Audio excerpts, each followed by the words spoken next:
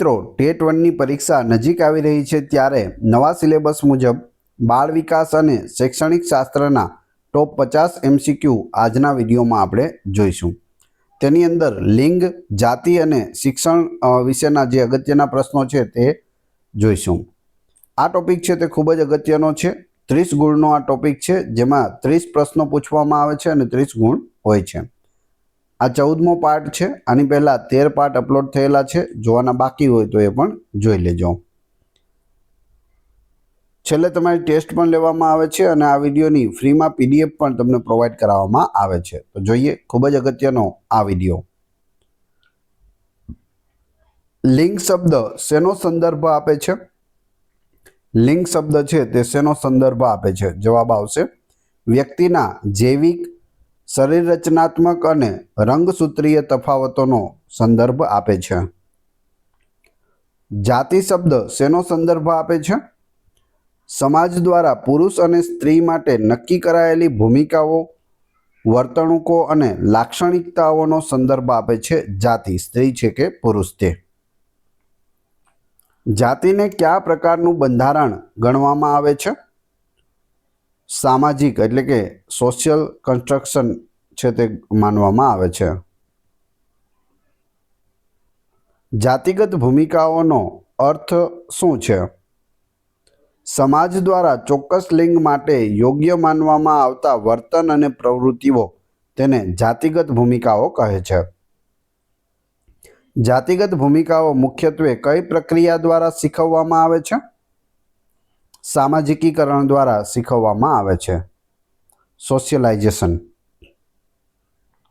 લિંગ ઓળખ એટલે શું? વ્યક્તિની આંતરિક અને અંગત ભાવના કે તે સ્ત્રી છે, પુરુષ છે કે અન્ય કોઈ છે, તેને લિંગ ઓળખ કહે છે। લિંગ ભેદ એટલે શું? તો જવાબ આવશે ચોક્કસ લિંગ ધરાવતા વ્યક્તિઓ વિશે સામાન્યકૃત અને ઘણીવાર અચોક્કસ માન્યતાઓ હોય છે, તેને લિંગ ભેદ કહે છે। જેમ કે છોકરો આ કામ કરી શકે, છોકરી આ કામ ના કરી શકે, રડવાનું કામ તો છોકરીઓનું હોય છે, છોકરા ક્યારે રડતા નથી। આવા બધા ઘણા બધા ઉદાહરણો છે જે લિંગ ભેદ દર્શાવે છે। કઈ બાબત જાતિગત ભૂમિકાઓના બંધારણમાં સૌથી વધુ મહત્વની છે? તો તે છે સંસ્કૃતિ અને મૂલ્યો। લિંગ ભૂમિકાઓ કયા પરિબળ સાથે બદલાતી રહે છે? સમય, સમાજ અને સંસ્કૃતિ સાથે લિંગની ભૂમિકાઓ છે, એટલે કે સ્ત્રી અને પુરુષની ભૂમિકાઓ છે તે બદલાતી રહે છે। જાતિ સમાનતા એટલે શું? તમામ લિંગના લોકોને સમાન અધિકારો, તકો અને સંસાધનો પૂરા પાડવા તેને જાતિ સમાનતા કહેવામાં આવે છે। શું ભારતમાં જાતિ સમાનતા છે? તો જવાબ આવશે ના, કેમ કે ઘણી જગ્યાએ છે પુરુષોને વધારે પગાર, વધારે સેલરી મળે છે, જ્યારે સ્ત્રીઓ એ જ હોદ્દા ઉપર હોય, એ જ પદ ઉપર હોય તો પણ તેને ઓછી સેલરી મળે છે, જે કોર્પોરેટર જોબ છે તેની વાત છે। જાતિગત ભૂમિકાઓનું શિક્ષણમાં મુખ્ય વાહક કયું છે? પરિવાર, શાળા, પાઠ્યપુસ્તકો અને મીડિયા। વર્ગખંડમાં જાતિગત ભેદભાવનું ઉદાહરણ કયું છે? તો અહીં જવાબ આવશે છોકરીઓને માત્ર રસોઈ સંબંધિત કાર્યો સોંપવા અને છોકરાઓને માત્ર મુશ્કેલ કાર્યો સોંપવા વર્ગખંડમાં આ જાતિગત ભેદભાવનું ઉદાહરણ છે। શિક્ષક તરીકે જાતિગત ભેદભાવને દૂર કરવા માટે તમે શું કરશો? છોકરા છોકરી બંનેને દરેક પ્રકારની પ્રવૃત્તિઓમાં સમાન તકો આપીશ। એનો જવાબ આવશે ઓપ્શન બી। જો પાઠ્યપુસ્તક માત્ર પુરુષ કેન્દ્રીય ઉદાહરણો આપે તો તે શેનો સંકેત છે? જાતિગત, પૂર્વગ્રહ અને લિંગ ભેદનો સંકેત છે। શિક્ષકે વિદ્યાર્થીઓને લિંગ ભેદમાંથી મુક્ત વાતાવરણ પૂરું પાડવા માટે શું કરવું જોઈએ? જાતિગત ભૂમિકાઓને પડકારતી ચર્ચાઓનું આયોજન કરવું જોઈએ। બાળકોમાં જાતિગત જાગૃતિને પ્રોત્સાહન આપવા માટે કઈ પદ્ધતિ યોગ્ય છે? ભૂમિકા ભજવવી અને વિવિધ વ્યવસાયોમાં સ્ત્રી પુરુષના ઉદાહરણો પ્રસ્તુત કરવા ઓપ્શન બી। શિક્ષક જ્યારે છોકરીઓને ગણિતમાં નબળી અને છોકરાઓને મજબૂત માને છે ત્યારે તે શું દર્શાવે છે? કોઈ શિક્ષક છે તે તેવું કહે કે છોકરીઓ છે તે ગણિતમાં નબળી હોય છે, છોકરાઓ છે તે મજબૂત હોય છે. તો આ શું દર્શાવે છે? જાતિગત પૂર્વગ્રહ, એના મગજમાં રહેલો પૂર્વગ્રહ છે તે દર્શાવે છે. જાતિગત ભૂમિકાઓને બદલવા માટે શિક્ષણનો હેતુ શું હોવો જોઈએ? વિવેચનાત્મક વિચારસરણી વિકસાવીને સામાજિક માન્યતાઓને પડકારવા સક્ષમ બનાવવું. લિંગ સંવેદનશીલતા એટલે શું? વિવિધ લિંગ ધરાવતા લોકોની જરૂરિયાતો અને લાગણીઓને સમજવી અને માન આપવું. Option B. શાળાના કયા વાતાવરણમાં જાતિ સમાનતાનું નિર્માણ થાય છે? સમાવેશી, સહયોગી અને ભેદભાવ મુક્ત વાતાવરણ. Option B. નીચેનામાંથી કયું વાસ્તવિક જૈવિક લિંગ તફાવત છે? ખરેખર તફાવત કયો છે? તો જવાબ આવશે પુરુષોમાં X અને Y રંગસૂત્રો હોય છે, જ્યારે સ્ત્રીઓમાં XX રંગસૂત્રો હોય છે. આ જૈવિક લિંગ તફાવત છે તે જોવા મળે છે. સ્ત્રીઓમાં શું હોય? XX રંગસૂત્ર હોય અને પુરુષમાં XY હોય છે. જો XX રંગસૂત્ર મળે છે તો છોકરીનો જન્મ થાય છે, જ્યારે Y અને X મળે છે તો છોકરાનો જન્મ થાય છે.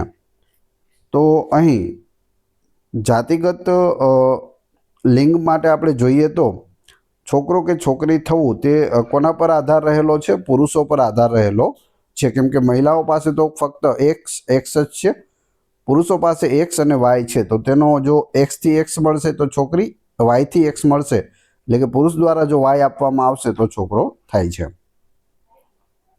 લિંગ ભેદને કારણે બાળકમાં કયું નકારાત્મક પરિણામ આવી શકે છે? પોતાની રુચિઓ અને ક્ષમતાઓને મર્યાદિત કરવી.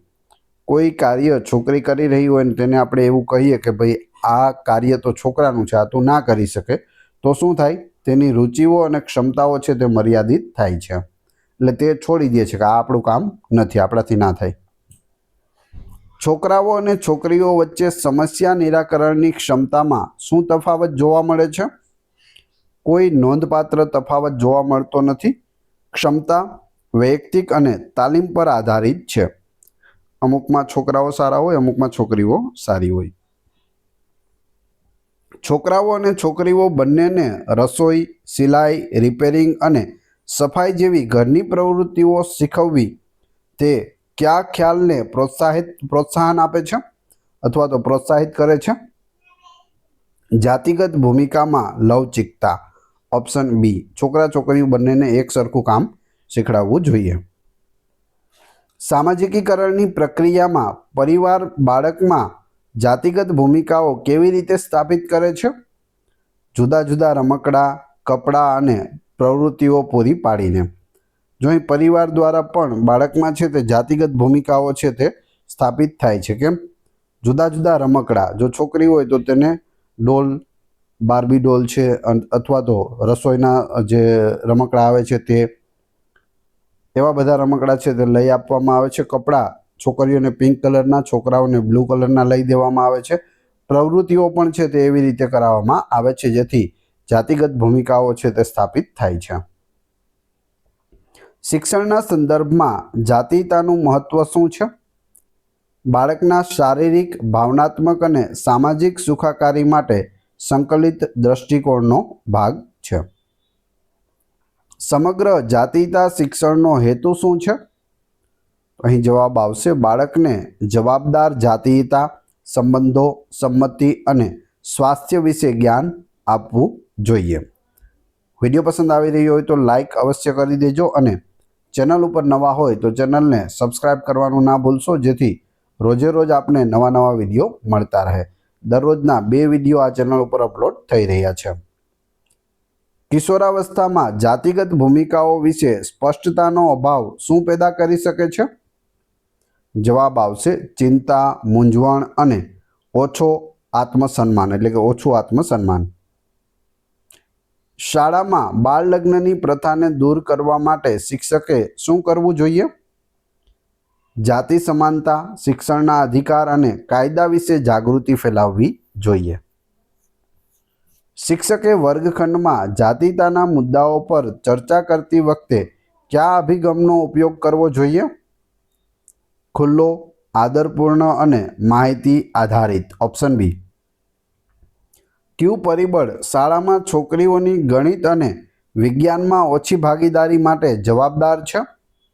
જાતિગત પૂર્વગ્રહો કે છોકરીઓ વિજ્ઞાન માટે યોગ્ય નથી.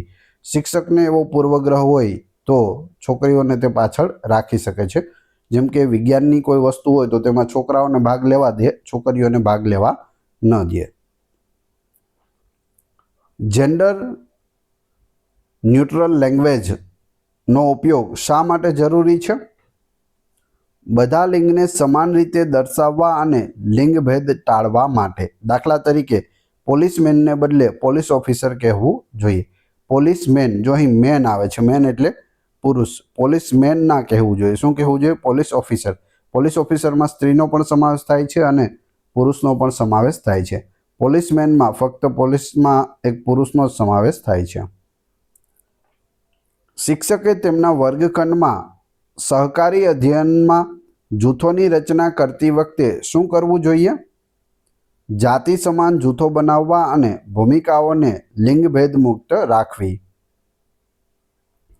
જો કોઈ બાળક, છોકરો કે છોકરી એવા રમકડા કે પ્રવૃત્તિઓમાં રસ દાખવે છે જે તેના લિંગની ભૂમિકાથી વિરુદ્ધ હોય તો શિક્ષકે શું કરવું જોઈએ અથવા તો માતા પિતાએ શું કરવું જોઈએ?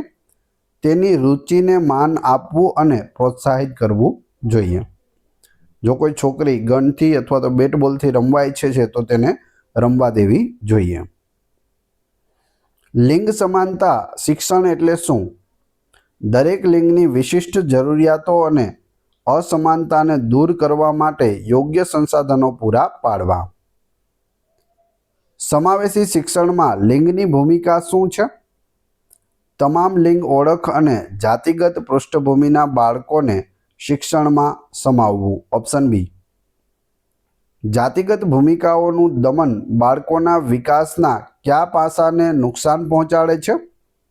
સર્વાંગી વિકાસ એટલે કે ભાવનાત્મક, સામાજિક અને જ્ઞાનાત્મક પાસાને છે તે નુકસાન પહોંચાડે છે.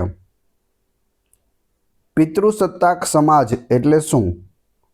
જવાબ આવશે એક સામાજિક વ્યવસ્થા જ્યાં પુરુષો પ્રાથમિક સત્તા ધરાવે છે અને સામાજિક ભૂમિકાઓ પર પ્રભુત્વ ધરાવે છે. જેમ કે આપણા ભારતમાં પિતૃસત્તાક સમાજ જોવા મળે છે. જો કોઈ શિક્ષક વર્ગખંડમાં હિંમતવાન શબ્દનો ઉપયોગ માત્ર છોકરાઓ માટે અને સંવેદનશીલ શબ્દનો ઉપયોગ માત્ર છોકરીઓ માટે કરે તો તે શું દર્શાવે છે? હિંમતવાન છોકરાઓને કહે અને સંવેદનશીલ છોકરીઓને કહે તો શું દર્શાવે છે? જાતિગત ભાષાકીય ભેદભાવ દર્શાવે છે. જાતિગત પૂર્વગ્રહોને કારણે છોકરાઓમાં કયા પ્રકારની સમસ્યા ઊભી થઈ શકે છે? લાગણીઓને દબાવી દેવી અને ખરાબ વર્તન તરફ વળવું. એવું કહેવામાં આવે કે છોકરો ક્યારેય રડે નહીં, એટલે તે પોતાની લાગણીઓને દબાવી દે અને રડવાનું બંધ કરી દે. છોકરો તો સિગરેટ પણ પીવે, ફરવા જાય, રખડે, તો આ બધાથી તેનું વર્તન પણ ખરાબ થઈ શકે છે. છોકરીઓમાં શિક્ષણના અધિકારને પ્રોત્સાહન આપવા માટે કયું પગલું સૌથી મહત્વનું છે? શાળામાં છોકરીઓ માટે સુરક્ષિત અને સ્વચ્છ વાતાવરણ પૂરું પાડવું. જેમ કે અલગ તેનું શૌચાલય હોવું જોઈએ અને બધી જ સુવિધા હોવી જોઈએ. લિંગ સમાનતાને પ્રોત્સાહન આપતા શિક્ષકની મુખ્ય લાક્ષણિકતા શું છે? બાળકના લિંગને ધ્યાનમાં લીધા વિના તેમની પાસેથી સમાન અપેક્ષાઓ રાખવી. ઓપ્શન બી.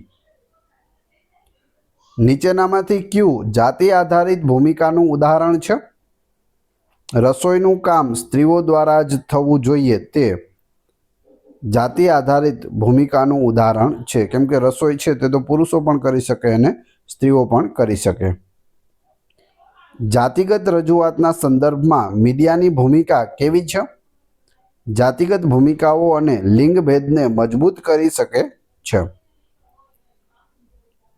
બાળકમાં લિંગ ઓળખ કઈ ઉંમરથી વિકસિત થવાનું શરૂ થાય છે?